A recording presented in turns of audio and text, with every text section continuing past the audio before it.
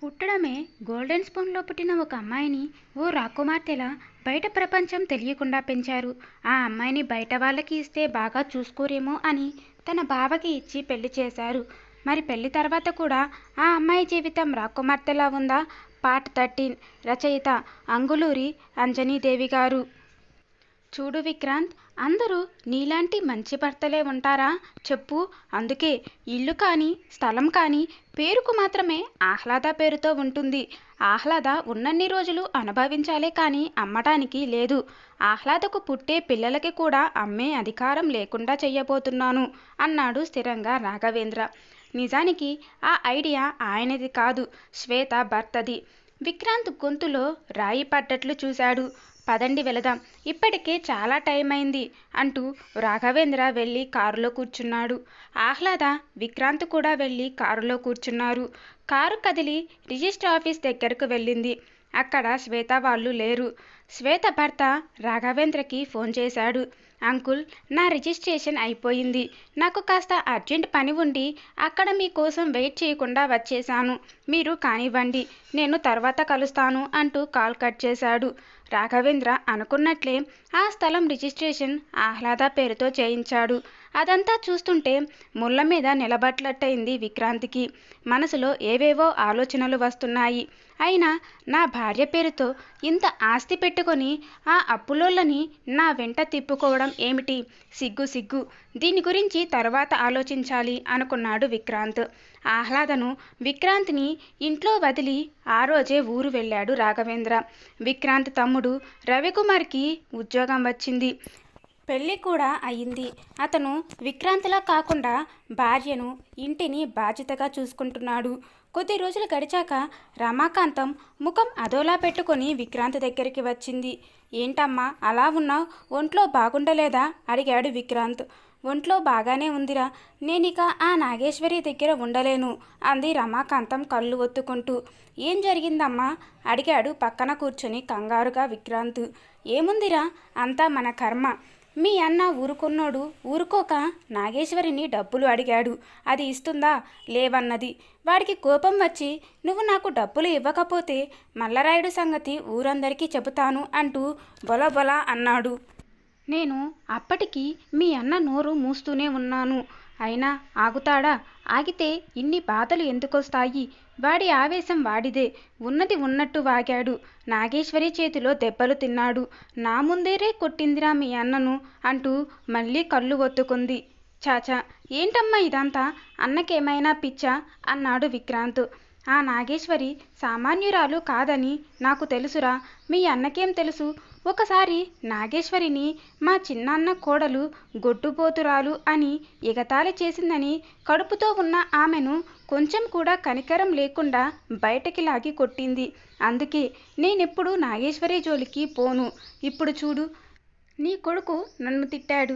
మీకసలు విశ్వాసం అనే పదానికి అర్థం తెలిస్తే కదా అంటూ మీ నాన్న పోయి నేను వాళ్ళ ఇంటికి వచ్చినప్పటి నుండి జరిగినవన్నీ గుర్తు చేసి నన్ను అనరాని మాటలు అనింది. ఇక నువ్వు నా ఇంట్లో ఉండడానికి పనికిరావు అంటూ నా సామాన్లు బయటపడేసింది. నన్ను బయటికి నెట్టినంత పనిచేసింది. ఇక నేను ఆ నాగేశ్వరి ఇంటికి వెళ్ళనురా విక్రాంత్ అంది రమాకాంతం. వెళ్ళొద్దులేమ్మా, ఇంత జరిగాక ఇక చిన్నత్త మన మనిషి అని అనుకోవడం కూడా తప్పే. ఇక్కడే నా దగ్గరే ఉండు అన్నాడు విక్రాంత్. నీ దగ్గర నీకే ఠికానా లేదు, అంతా నా కర్మ అని మనసులో అనుకుంటూ మౌనంగా ఉంది. ఆమె మౌనం చూసి సరే అమ్మా, ఇక్కడ వద్దులే, తమ్ముడి దగ్గరికి వెళ్ళి ఉండు అన్నాడు. ఏం తమ్ముడో ఏమో విక్రాంత్, వాడి బుద్ధే అర్థం కాదు నాకు. ఒకసారి నేను, మమత, రమ్య, పెద్దన్నయ్య, వదిన వాణ్ణి చూద్దామని వెళ్ళాం. కడుపు నిండా తిండి తినమని తిండి పెట్టాడే కానీ డబ్బులు ఇవ్వలేదు. మరి అంత పిసినారితనమా?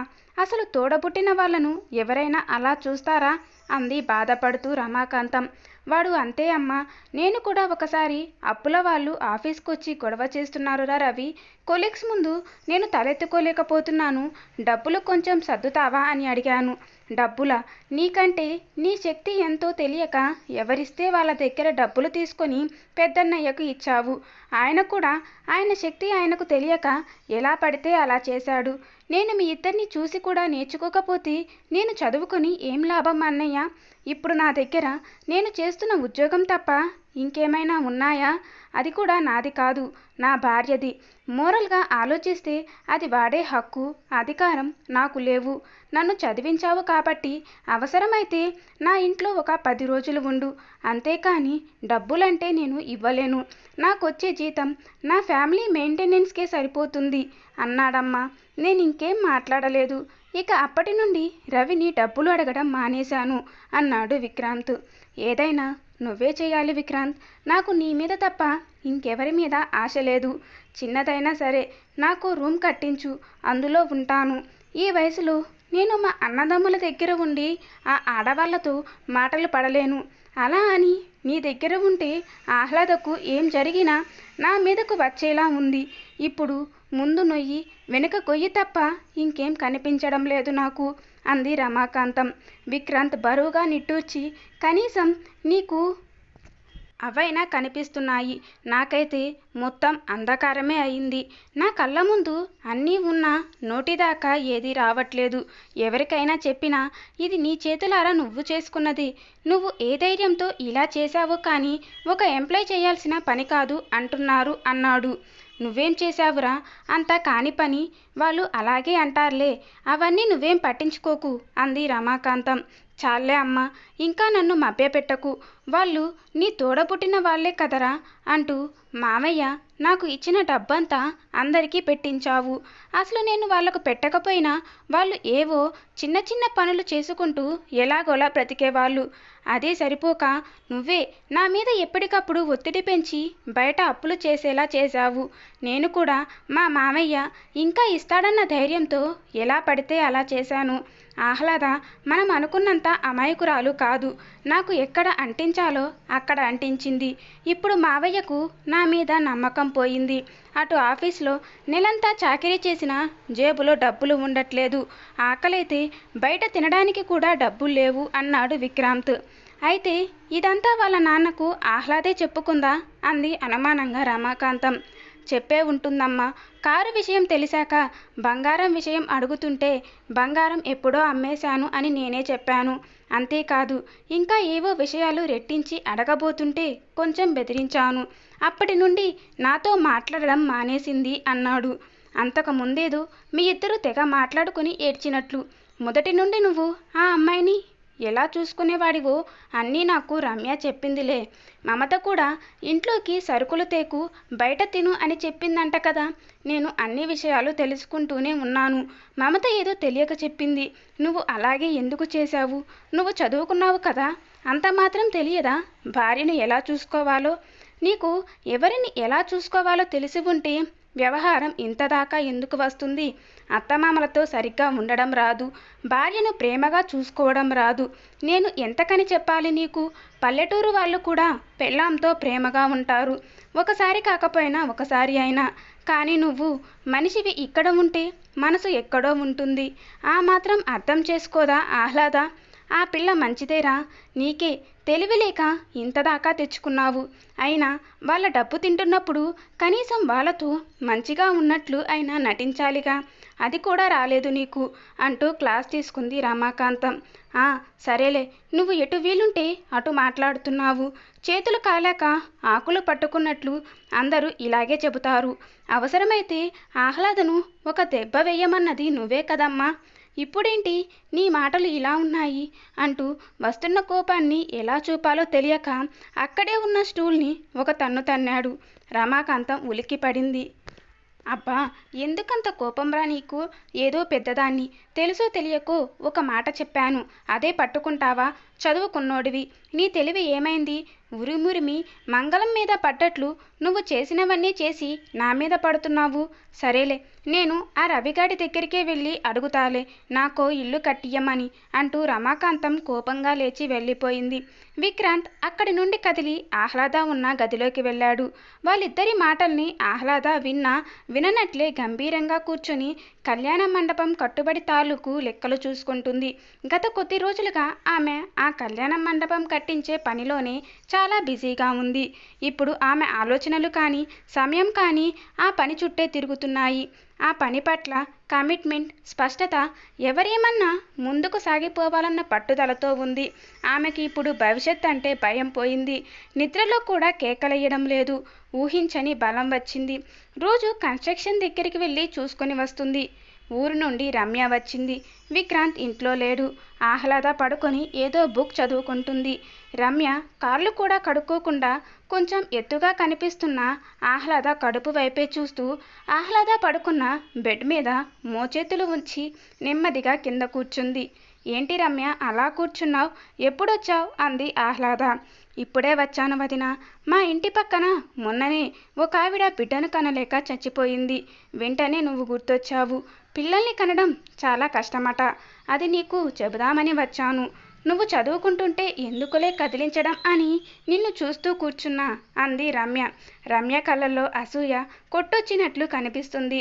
ఆహ్లాద వెంటనే లేచి కూర్చుంది. ఓ, అందుకు వచ్చావా? బిడ్డను కనడం అంత కష్టమా రమ్య?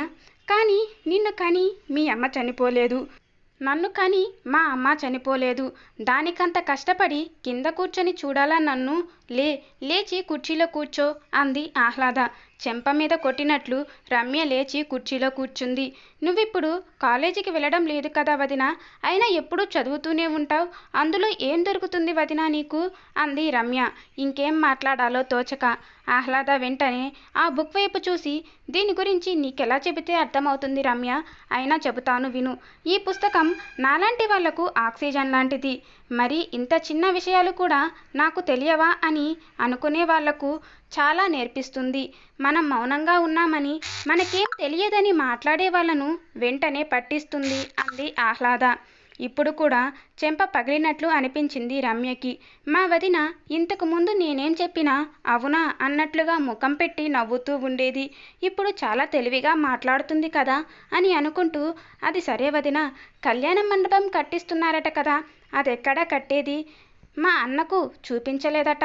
ఇలా ఉండి నువ్వు వెళ్ళకపోతేనేం? అక్కడికి వెళ్ళినా ఎక్కువసేపు ఉండలేవు కదా. మనిషి లేకుంటే పనోళ్ళు బాగా తింటారు. నమ్మడానికి లేదు. మా అన్నను పంపిస్తే దగ్గరుండి కట్టిస్తాడు కదా అంది రమ్య. ఆహ్లాద నవ్వి, నిజమే రమ్య, మీ అన్న అయితే తినకుండా కట్టిస్తాడని నాకు కూడా తెలుసు. కానీ ఆయన ఉద్యోగం ఆయనకు ఉంది కదా, టైం దొరకదు అంది సింపుల్గా. అప్పుడే పనమ్మాయి ఇద్దరికీ కాఫీ తెచ్చి ఇచ్చింది. పనమ్మాయి ఉందా వదినా అంటూ నోరెళ్ళబెట్టకుండానే కాఫీ తీసుకొని ఆశ్చర్యపోయింది రమ్య. ఉంది రమ్య, వంట కూడా చేస్తుంది, నాతోనే ఉంటుంది. ఇప్పుడు నేను 9 గంటల లోపలే టీ తాగి స్నానం చేసి పూజ చేసుకుని టిఫిన్ చేస్తున్నాను. నువ్వున్నప్పుడు నేను లేచేసరికి 11 అయ్యేది. మీ అన్న నేను లేస్తున్నా లేవనిచ్చేవాడు కాదు. నువ్వు కూడా ఎందుకు లేవడం, నేనున్నాను కదా పడుకో అనేదానివి. ఇప్పుడు అలా కాదు, 6 గంటలకే లేస్తున్నా. పాపం మీ అన్న కూడా అప్పట్లాగా నన్నేమీ అనట్లేదు. ఎంతైనా చాలా మంచోడు అంది ఆహ్లాద పైకి మామూలుగా, లోపల వ్యంగ్యంగా. అది నిజమే వదినా, నువ్వు అదృష్టవంతురాలివి కాబట్టి మా అన్నయ్య లాంటి మంచివాడు నీకు భర్తగా వచ్చాడు. నువ్విప్పుడు చూడడానికి చాలా బాగున్నావు. నీ మెడలో ఉన్న ఆ ముత్యాల హారం అన్నయ్యనే చేయించాడా అంటూ దగ్గరికి వెళ్ళి హారాన్ని పట్టుకుంది. ఆగాగు అంటూ 2 అడుగులు వెనక్కి వేసి, నువ్వు దాన్ని పట్టుకోకు, మళ్ళీ తెంపటానికా దగ్గరికి వస్తున్నావు? మీ అన్నయ్యకి నాకు నగలు చేయించే అలవాటు ఎక్కడుంది? ఇది చేయించింది మీ అన్నయ్య కాదు, మా నాన్న చేయించాడు అంది ఆహ్లాద. రమ్యకు ఆ మాటలు ఎక్కడ గుచ్చుకోవాలో అక్కడ గుచ్చుకున్నాయి. ఇక తన మాటలు తన చేతలు సాగవనిపించింది. ఆహ్లాదకు ఎదురుగా ఉండాలనిపించక వంటగదిలోకి వెళ్ళింది. అక్కడ ఉన్న సరుకులు సామాన్లు చూసి కళ్ళు తిరిగాయి రమ్యకు. అక్కడే చూస్తూ నిలబడింది రమ్య. పనమ్మాయి ఆహ్లాద దగ్గరకు వెళ్ళి, అదేంటి మేడం, మీ ఆడపడుచు చాలా బాగుంటుందని నాతో చెప్పారు మీరు? ఏం బాగుంది? మాసిపోయిన తెల్ల చీరలా ఉంది. నాకైనా చెవులకి ముక్కుకి మీరు కొనిచ్చినవి ఉన్నాయి. ఆ మేడంకి అవి కూడా లేవు. వాళ్ళ ఆయన లేడా, వదిలేశాడా అంది. అయ్యో అలా అనకి, వింటే బాధపడుతుంది. ఆమెకు అందరూ ఉన్నారు. నువ్వెళ్ళి పని చూసుకో, నేను సైట్ దగ్గరికి వెళ్ళాలి అంటూ లేచి వర్క్ దగ్గరికి వెళ్ళింది ఆహ్లాద. రమ్య కిచెన్లోనే కూర్చుంది. గుండెలు బాదుకుంటే పని మనిషి చూస్తుందని బాదుకోలేదు. కానీ లేకుంటే ఎన్నిసార్లు బాదుకునేదో. అక్కడున్న ఆ సరుకుల్ని, కూరగాయల్ని, పళ్ళని చూసి రమ్య కుళ్ళుకుంటూ ఉంది. ఇక రమాకాంతం రవికుమార్ దగ్గరకు వెళ్ళింది. రవికుమార్ని చూడగానే నాగేశ్వరి గురించి దీర్ఘాలు తీస్తూ ఏమేమో మాట్లాడింది. ఆమె మాటల్ని రవికుమార్ ఏమీ వినలేదు. అమ్మా, నువ్వు చెప్పే మాటల్ని విక్రాంత్ అన్నయ్య విన్నట్లు నేను వినలేను. ఎలాగూ వచ్చావు, ఒక 10 రోజులు ప్రశాంతంగా ఉండి వెళ్ళు. వాళ్ళ మాటలు వీళ్ళ మాటలు నాకు చెప్పకు అన్నాడు. 10 రోజులు నీ దగ్గర ఉంటే 11వ రోజు ఎక్కడికి వెళ్ళి ఉండాలిరా? నాకేమైనా ఇల్లు వాకిలి ఉన్నాయా? 10 రోజులే ఉండమంటున్నావు అంది రమాకాంతం. ఏంటమ్మా కొత్తగా మాట్లాడుతున్నావు అన్నాడు ఆశ్చర్యంగా. కొత్త లేదు పాత లేదు. అర్జెంటుగా నాకొక ఇల్లు కట్టించు రవి. నేనిక ఎవరి ఇళ్లలోనూ ఉండలేను అంది. దప్పిక అవుతుంది. అర్జెంటుగా నాకో బావి తవ్వించమన్నట్లు నువ్వు అనేదేంటిమ్మా అన్నాడు రవికుమార్. అదేంట్రా ఒక్కసారిగా అలా అన్నావు? నేను మీ అమ్మనురా. నిన్నెంత కష్టపడి ఇంత వాడిని చేశాను.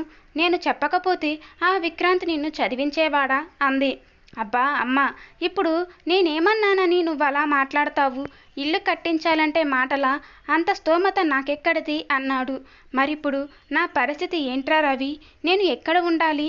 చావమంటావా అంది గట్టిగా. ఏంటమ్మా ఆ మాటలు అన్నాడు జాలిగా. మరి ఏం చెయ్యమంటావు నువ్వే చెప్పరా? నువ్వు ఎక్కడ ఉండమంటే అక్కడ ఉంటాను అంది బేలగా.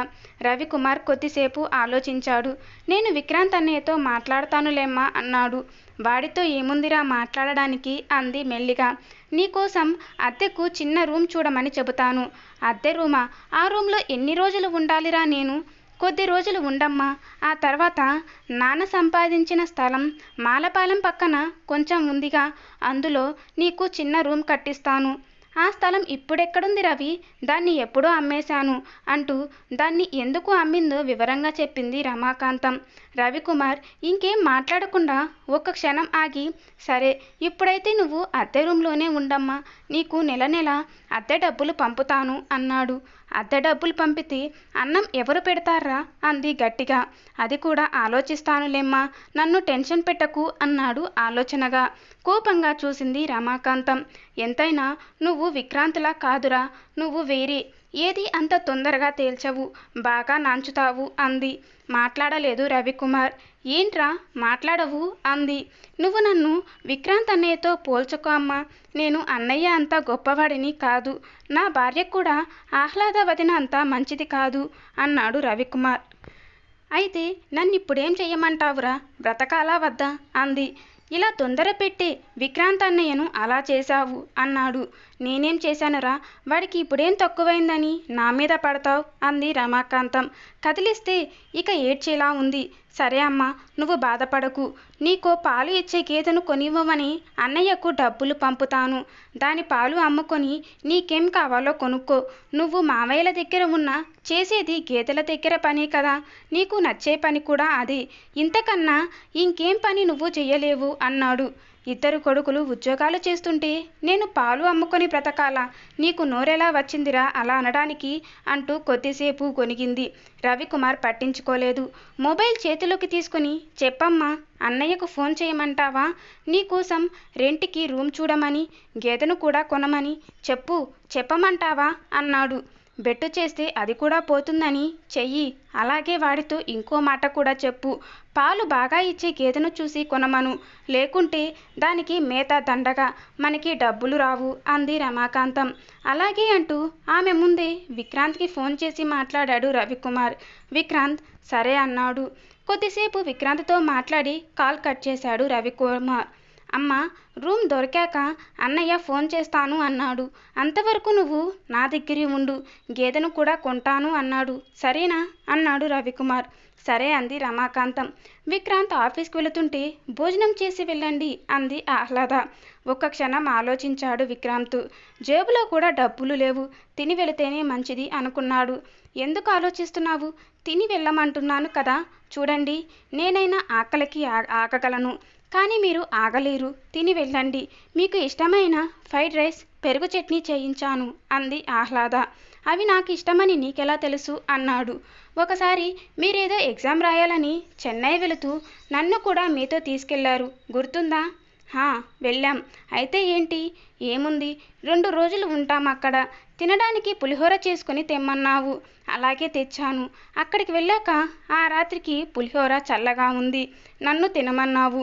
మీ కొలీగ్స్తో డిన్నర్ చేయడానికి హోటల్కి వెళుతూ నన్ను కూడా నీతో తీసుకెళ్ళావు. నువ్వు మాత్రమే వాళ్ళతో కలిసి తిన్నావు. నాకు పులిహోర ఉందని వాళ్ళతో చెప్పావు. తినకుండా కూర్చున్న నన్ను లేపి నేను కూర్చున్న సీట్ని వేరే వాళ్లకు ఇచ్చారు హోటల్ వాళ్ళు. మీరు తింటున్నంతసేపు నేను నిలబడే ఉన్నాను చూస్తూ. తెల్లవారి నువ్వు మాత్రమే బయటికి వెళ్ళి టిఫిన్ చేసి వచ్చావు. నన్ను పులిహోర తినమన్నావు. మధ్యాహ్నం మీ కొలీగ్స్తో వెళ్ళి లంచ్ చేయకుండా బాయ్తో నీ ఒక్కడికేం ఫ్రైడ్ రైస్ తెప్పించుకున్నావు. నువ్వు తిన్నాక ఇక తినలేక మిగిలిన దాన్ని నన్ను తినమన్నావు. అది నీ ఎంగిలి ఫ్రైడ్ రైస్. ఒక ముద్ద తిని తర్వాత తినబుద్ధి కాక వదిలేశాను. అప్పుడు చెప్పావు నీకు ఫ్రైడ్ రైస్ అంటే చాలా ఇష్టమని. నాకు బాగా గుర్తుంది. అందుకే ఈరోజు నీకోసం ఫ్రైడ్ రైస్ చేయించాను అంది. ఎవరికి గుర్తుంటాయి అవన్నీ? నీకేం పని లేక అన్నీ గుర్తుంచుకుంటావు. సరే, ఆ ఫ్రైడ్ రైస్ ఏదో కాస్త పెట్టు, తిని వెళ్తాను అన్నాడు విక్రాంత్. అదేంటి నన్ను పెట్టమంటున్నావు కొత్తగా? నన్ను నీకు అన్నం పెట్టొద్దని నువ్వే అన్నావుగా అంది ఆహ్లాద. ఎప్పుడు అన్నట్లుగా చూశాడు విక్రాంత్.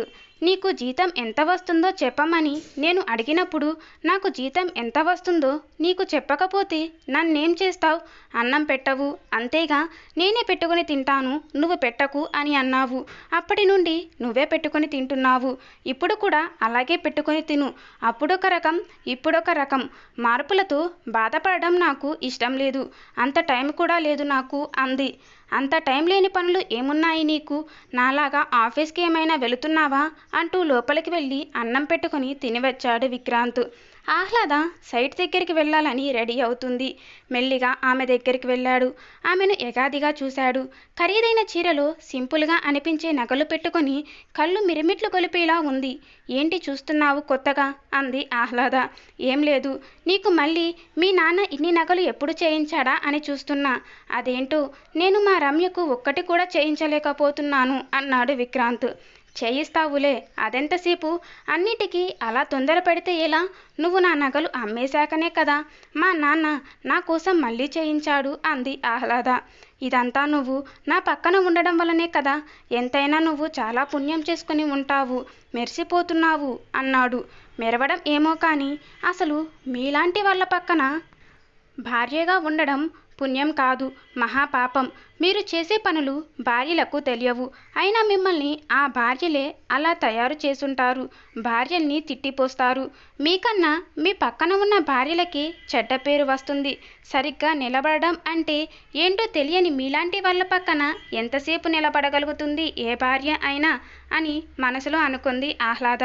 ఏంటో నీలో నువ్వే కొనుగుతావు, పైకి చెప్పవు. ఇప్పుడైనా నా మాట విని మీ నాన్నతో చెప్పి నాకొక 10 లక్షలు ఇప్పించు. ఇన్ని బాధలు పోయి హ్యాపీగా ఉండొచ్చు. ఈ బాధలు పడలేకపోతున్నా అన్నాడు విక్రాంత్. అతని కోసం అతను డ్రెస్సులు కొనుక్కొని చాలా రోజులయ్యింది. ఆమె వైపు ఒక అడుగు వేయబోయి ఆగాడు. ఎందుకంటే ఆమెనే ఒక అడుగు వెనక్కి వేసింది. నీకు బాధలా? ఏం బాధలున్నాయి నీకు? ఏదో పెద్ద బాధలు పడుతున్నట్లు మాట్లాడుతున్నావు. ఏ రోజైనా నువ్వు ఆకలితో ఉన్నావా? ఆకలి బాధ ఎలా ఉంటుందో, టైంకు తిండి లేకుంటే కడుపులో పేగులు ఎలా పిండుతాయో తెలుసా నీకు? ఆ మంటను తట్టుకోలేక కడుపు నొక్కుకుంటూ కడుపు నిండా నీళ్లు తాగి ఆ మంట ఎందుకొస్తుందో తెలియకుండా గడిపిన రోజులున్నాయా నీ జీవితంలో అంది ఆహ్లాద. చీచి, అంత కర్మ నాకేంటి? నేనెంత తెలివిగలవాడినో నీకు తెలియదా అన్నాడు విక్రాంత్. మరి తర్వాత ఏం జరిగిందో నెక్స్ట్ పార్ట్లో తెలుసుకుందాం. దానికంటే ముందుగా మీరు నా ఛానల్ను ఫస్ట్ టైం చూస్తున్నట్లయితే please subscribe, like, share and comment. Thank you for watching.